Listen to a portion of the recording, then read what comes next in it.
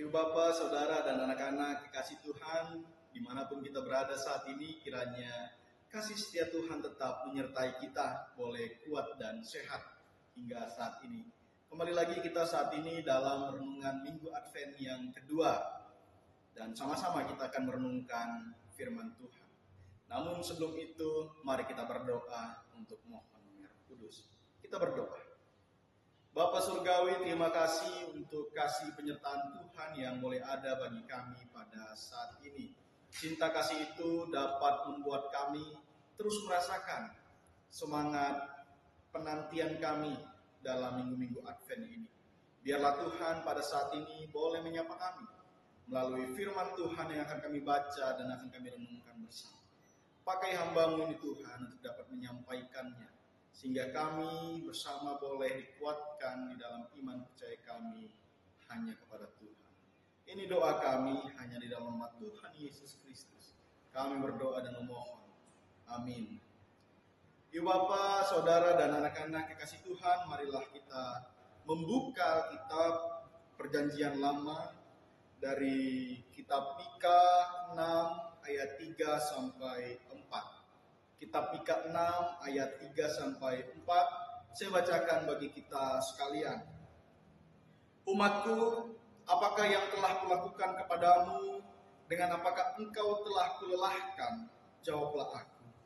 Sesungguhnya akulah yang menuntun engkau keluar dari tanah Mesir, membebaskan engkau dari tempat perbudakan, dan mengutus Musa memimpinmu beserta Harun dan Miriam. Demikianlah pembacaan Alkitab. Hendaklah firman Tuhan dengan segala kekayaannya diam di dalam hatimu, dan ucaplah syukur kepada Tuhan. Ibu Bapak, Saudara, dan anak-anak kekasih Tuhan, mungkin mudah bagi kita untuk menghitung hal-hal buruk yang terjadi di dalam kehidupan kita. Tetapi kemudian saya ingin tanyakan, apakah mudah bagi kita untuk menghitung hal-hal yang baik yang ada di dalam kehidupan kita pada saat ini? Inilah realita kehidupan.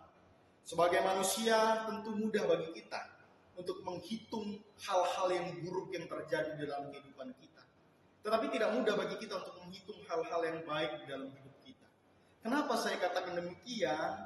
Karena bayangannya hal-hal yang buruk itu lebih sedikit kita dapatkan dibandingkan hal-hal yang baik di dalam kehidupan kita. Makanya jika ada orang yang bertanya, seberapa banyak sih hal buruk yang ada di hidupmu? Pasti kita akan mudah untuk menjawabnya. Tapi kemudian seberapa banyakkah hal baik yang sudah kita dapatkan dalam kehidupan ini? Mungkin kita akan sulit untuk menuliskannya, karena terlalu banyak hal-hal baik yang kita rasakan di dalam kehidupan ini. Kenapa saya katakan demikian? Kita perhatikan kembali ayat 3 berkata demikian. Umatku, apakah yang telah kulakukan kepadamu? Dengan apakah engkau telah kulelahkan? Jawablah aku. Sederhananya, Tuhan ingin katakan kepada umatnya begini. Pernahkah hal-hal buruk kuberikan kepadamu? Bukankah engkau yang berlaku buruk kepadamu? Kita perhatikan ayat 3 ya. Pernahkah aku berlaku buruk kepadamu? Bukankah sebaliknya, bukankah engkau yang berlaku buruk kepada aku? Sebenarnya Tuhan ingin katakan demikian bagi kita sekalian. Kenapa Tuhan mengatakan demikian? Kita lihat ayat 4 dikatakan, sesungguhnya akulah yang menuntun engkau keluar dari tanah Mesir, membebaskan engkau dari tempat perbudakan, dan mengutus Musa memimpinmu beserta Harun dan Miriam. Dengan tegas Tuhan ingin katakan bahwa aku tidak pernah memberimu hal-hal yang buruk. Buktinya apa? Kita perhatikan di ayat 4 itu. Aku menuntun engkau keluar dari tanah Mesir, membebaskan dan mengutus pemimpin bagimu, agar hidupmu jauh lebih baik. Ini adalah sebuah teologi dari kitab Mika, bahwasannya ingin dikatakan di dalam kehidupan kita sebagai manusia, Tuhan tidak pernah memberikan hal-hal yang buruk di dalam kehidupan kita. Tetapi justru sebaliknya kita diingatkan, justru kitalah terkadang yang menjadi pribadi-pribadi yang sering untuk memperlihatkan sikap dan perilaku yang buruk terhadap Tuhan. Kenapa saya katakan demikian? Buktinya sudah jelas di ayat 4. Tuhan itu menuntun, Tuhan itu membebaskan, dan Tuhan itu mengutus seorang yang datang, seorang yang hadir untuk memimpin. Untuk apa? Untuk memberikan kehidupan yang jauh lebih baik lagi. Makanya ibu bapak, saudara, dan anak-anak kekasih Tuhan, terang tema kita pada saat ini berbicara tentang ingat akan kebaikan Allah. Saya ingin katakan kepada kita begini, ada berbagai kebaikan Allah yang ada dan terjadi di dalam kehidupan kita. Hidup kita dicukupkan, pekerjaan dan usaha kita diberkati, kita di dalam pendidikan diberikan kecakapan.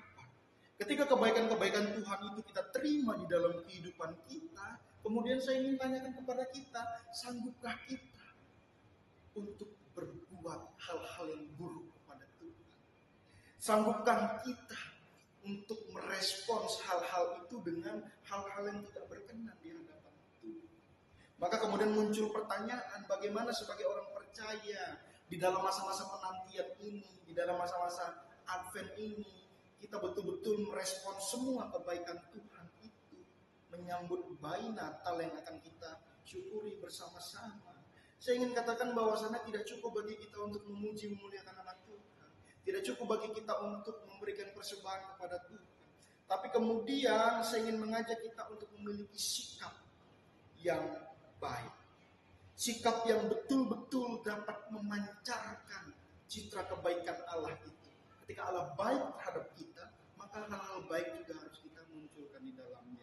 Kita perhatikan di ayat 8 dalam bacaan kita dikatakan, hai manusia, telah diberitahukan kepadamu apa yang baik.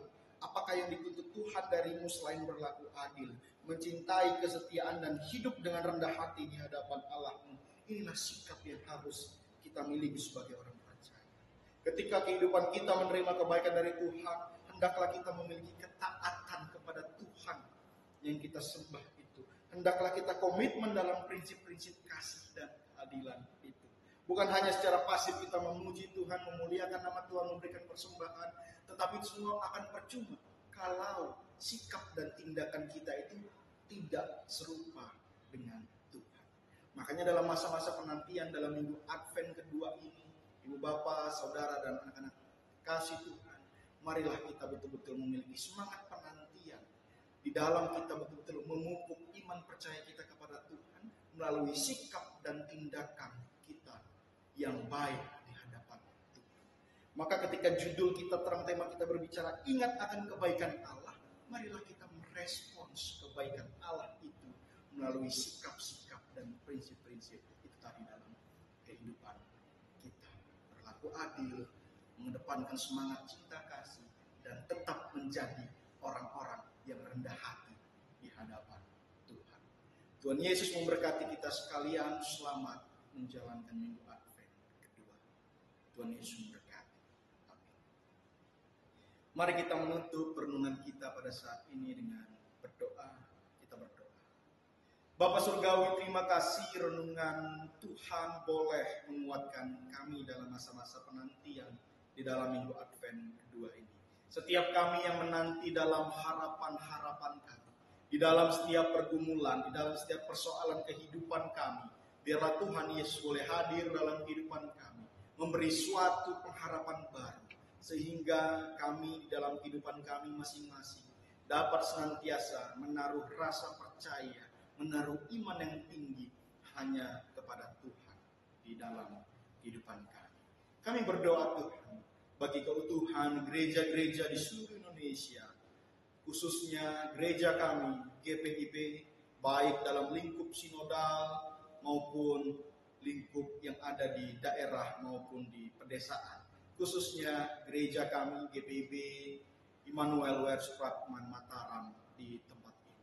Biarlah Tuhan Yesus senantiasa memberkati seluruh warga jemaat kami, memberkati seluruh orang-orang yang Engkau pakai di dalam pelayanan, penatua diaken, pelayan-pelayan dalam unit-unit misioner, pegawai kantor majelis jemaat, khususnya Tuhan bagi ketua majelis jemaat kami, pendeta yang Cetonapa.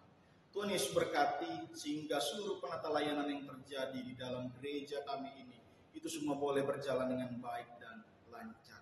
Tuhan senantiasa memberikan dukungan daya dan dana, sehingga setiap apapun yang diharapkan di dalam penatelanan gereja kami ini Tuhan, semuanya boleh berjalan dengan lancar dan baik.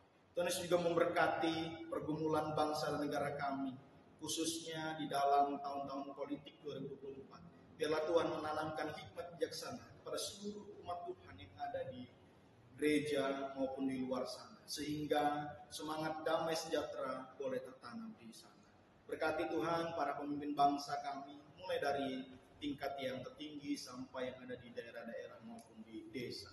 Biarlah Tuhan berkati TNI Polri dalam menjaga keamanan kedamaian, sehingga mereka boleh benar-benar menciptakan rasa aman dan nyaman dan damai bagi seluruh lapisan masyarakat di Indonesia. Berkati warga jemaat kami yang sedang sakit Tuhan, mereka yang sedang butuh pertolongan, juga mereka yang sedang bersuka cita karena hari ulang tahun perkawinan dan kelahiran.